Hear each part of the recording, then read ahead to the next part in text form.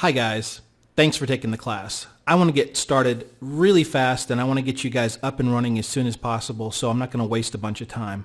Now, when you open up Illustrator, you're going to see this window, most likely. If it's a little bit different, don't worry about it because there's different ways to lay it out, but I believe in most situations it's going to look like this. Now, there's a ton of different functionality with Illustrator, and you don't need to worry about any of that right now. We're going to simplify Illustrator into its core component right now. Now, over here you have your tools, okay? Now, what I usually do is I'll click here, and everything that I do on here is just what I do, okay? You guys can go ahead and modify Illustrator however you want. So over here with the tools, what I'll typically do is I'll click right here, and that'll give you, instead of like a big long line of tools, I'll get 2 rows of tools, okay? And I'll typically grab this at the top, click at the top, and just drag it in, and now I've got my little toolbar, okay? Over on this side, and let me note here that if you've taken my Photoshop class, this is very similar. Over here you've got a bunch of different panels, and we'll get into some of these. You don't need to learn everything. You just need to learn the most important parts here, okay? Here is the layers panel. So I'm going to click on that, and I'm going to drag that in, and I'm going to make this bigger like this.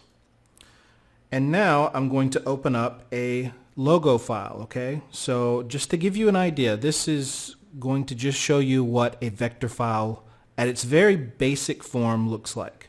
So let's go to File, Open, and I'm going to, you'll notice here in my files that they are either .ai files or .eps files. Those are going to be the 2 main vector files that you work with, okay? So if somebody sends you a logo, you want them to send you an AI file or an EPS file. Possibly a PDF file, but I don't recommend those, okay? So, these files can have full multi-layered everything, vector files inside of them. So I'm going to open up just the Starbucks coffee logo. So let's open that. I'm going to delete this part. I just downloaded this off Google. You can do Google vector logos or vector Starbucks logo, and you'll find this guy.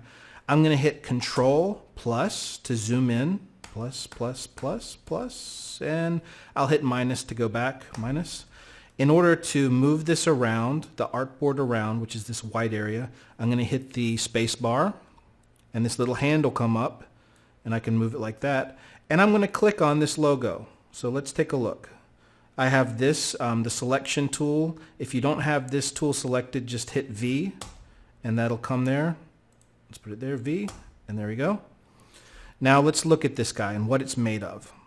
I'm going to click on it, and you will see that we have this box called a bounding box, which you can use to make the logo larger or smaller, or you can do all sorts of transformations. But the most important thing I want you to notice is all of these dots. Okay? We have blue dots and blue lines, and this logo is a combination of dots and curves and lines. Dots and curves basically. Okay? So let's go in a little bit closer. Plus, space bar. And let's click on it again. Dots. Now, let's see here.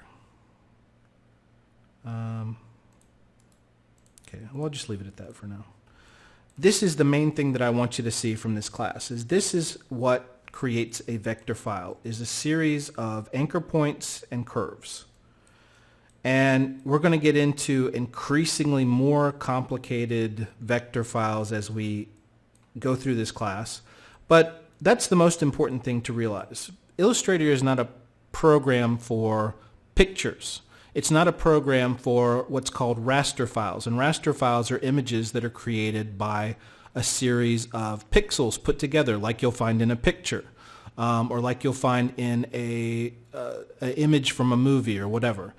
Vector files are like logos and cartoons and are created this way. And one of the big advantages, aside from the the fact that, this is really the only way to create these kinds of complex files is you can also take this file and make it as small or as large as you want to.